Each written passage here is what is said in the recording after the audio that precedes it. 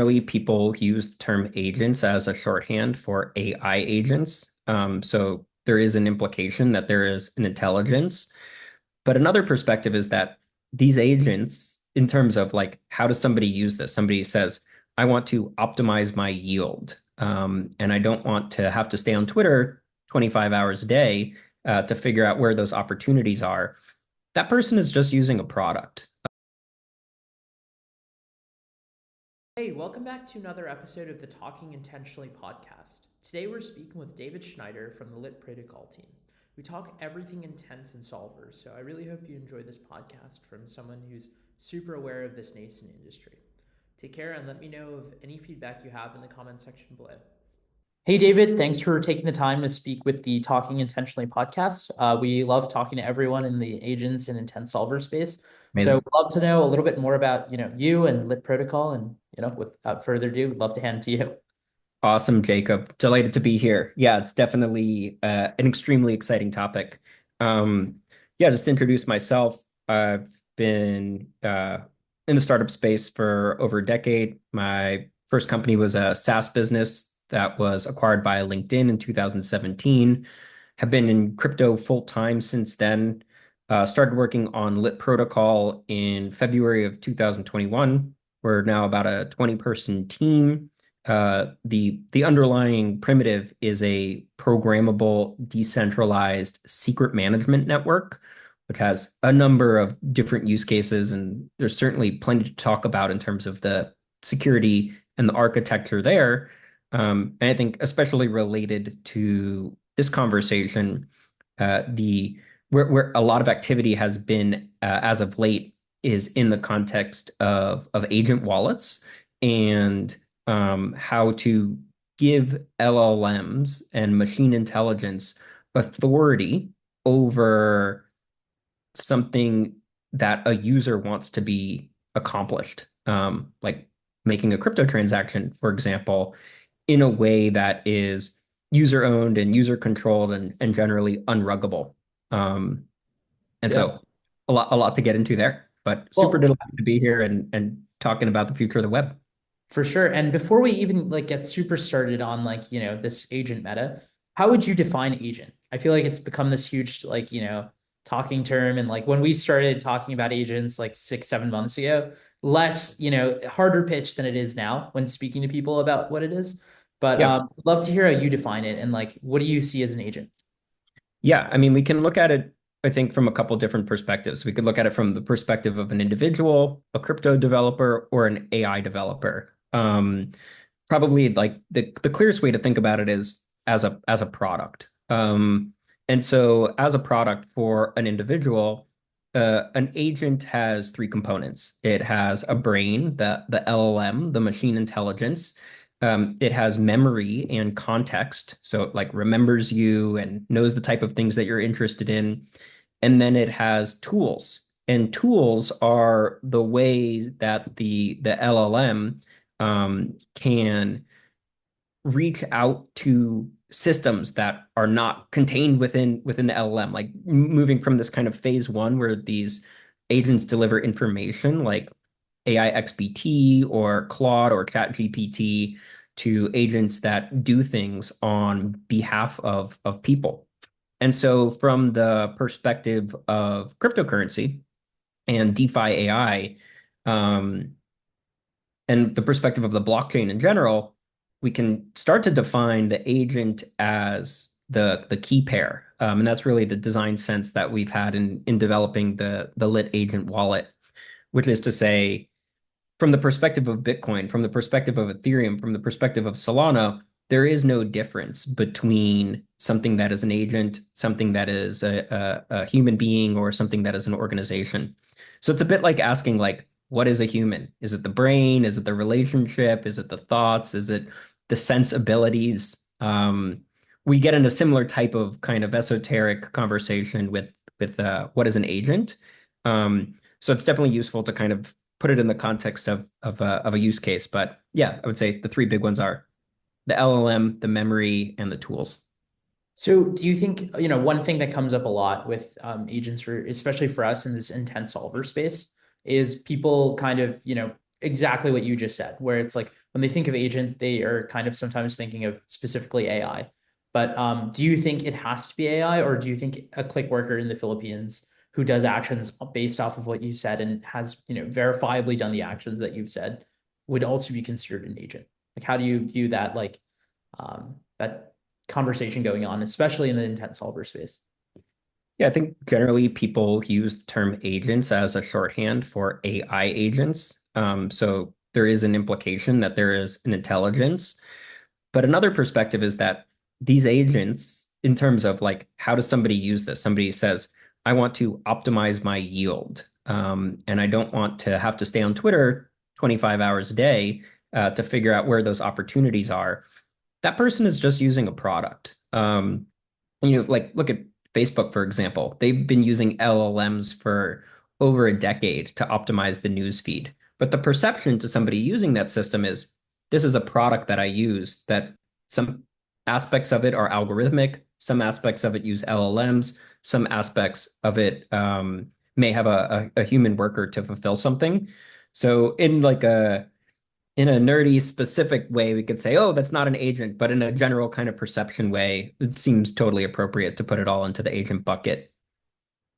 So kind of going, before we, hopped on the podcast, we were talking about like applications of intent solver agents thing. And I was talking about how my phone was actually stolen when I was in Greece. And it would have been so nice to have an agent or a solver go and cancel all my cards and, get me new ones. The thing that kind of is a barrier for me with this right now is the fact that I don't necessarily want a click worker in the Philippines to have access to my IDs and my credit card information and everything like that. Yes. How do you think the agents of the future will navigate situations like this? Yeah, what a great question. This is like the exact model that we built the lit agent wallet from within, which is to say that the secrets themselves, like whether it's credit card numbers, crypto private keys, API keys for buying and selling stocks on Fidelity, um, as soon as you let the party that is deciding what to do with them have access to those secrets, you're exposed. Private key, credit card numbers, etc. And so whether that party is a click worker or an LLM, and the developer has that as LLMs, um, the design that the lit agent wallet has is to manage all of the secrets in this threshold network that's nearing $100 million in value secured, um, and then have programmed rules, essentially policies about which parties can use those secrets under what conditions. And so the short answer is by not exposing the secret, but by giving that click worker in your example some permission to call the secret. For example, you've got all of your things lost. Um, Maybe you have another method of authenticating yourself, like you sign in with Google somewhere and you click a button that you go, oh, my credit cards are lost. And then the click worker or the LLM can initiate the process. And the secret that is sent to Citibank was never exposed to that LLM or click worker. It is kind of managed across a set of policies in terms of what that click worker can do with it, almost managing the secret as a variable that isn't exposed. So, totally interesting approach. I feel like a really fascinating approach.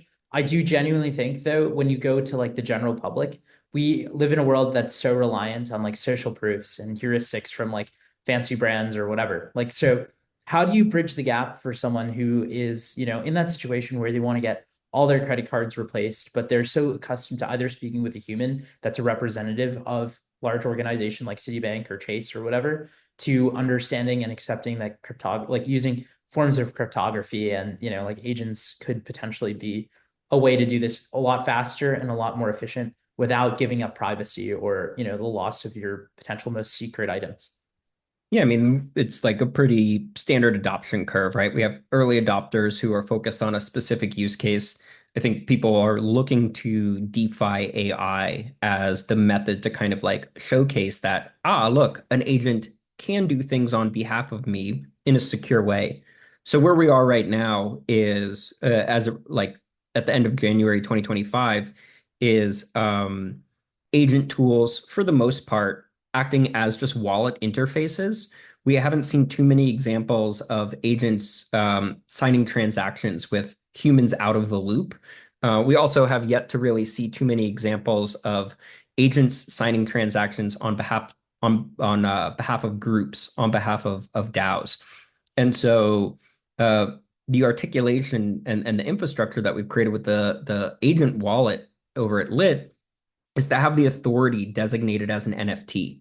And so wherever that NFT is, whether it's in the user's account where their own private key is stored in MetaMask, or it's in a multi-sig controlled by a DAO that has a really sophisticated on-chain voting mechanism, that NFT is the not the secret itself, but the representation of the secret. And then tools and policies can be articulated around how that secret can be used, what transactions that can be signed, what browser clients can be used, what services can be accessed, like in the example of Citibank.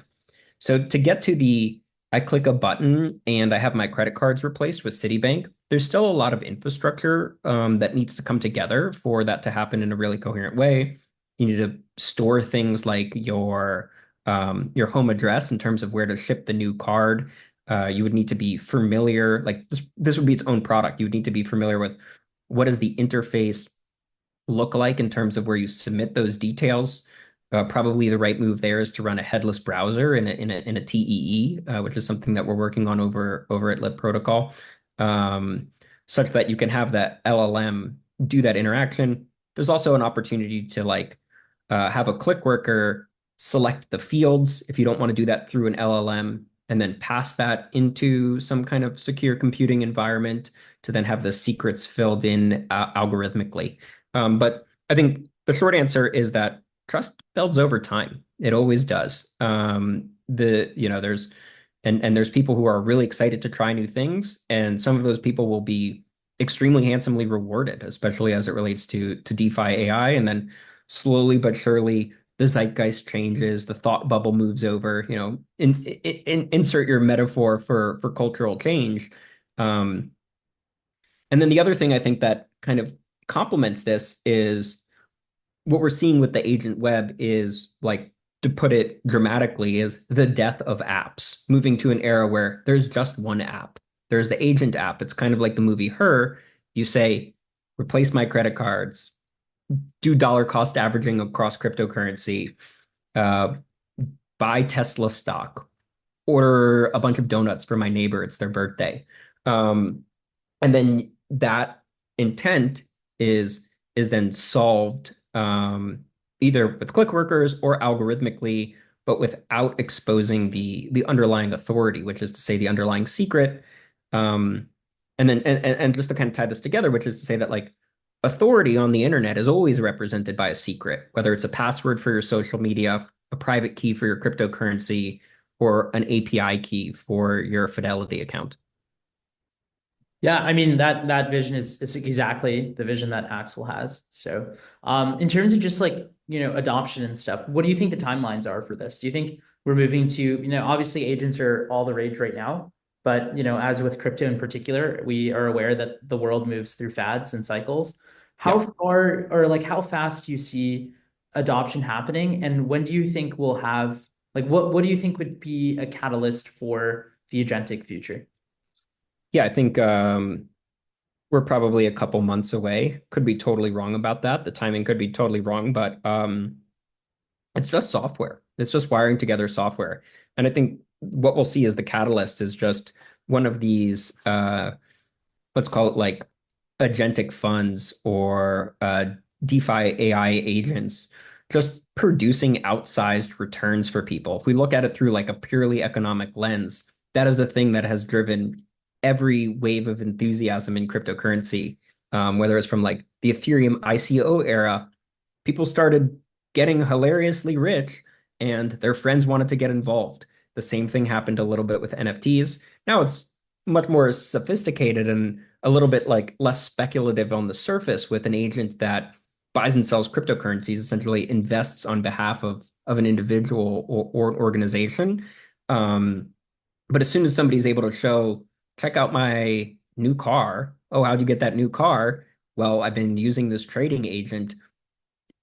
Kind of a million cuts of that type of thing is what will continue to drive the enthusiasm rather than necessarily one standout like milestone display of the power of these new tools. I'm looking forward to the first person who buys a car using autopilot from Axel. That'll be, we'll definitely tweet a lot about it. But hey, David, thanks for your time. Is there anything else you want to add before, we hop off? Any final remarks?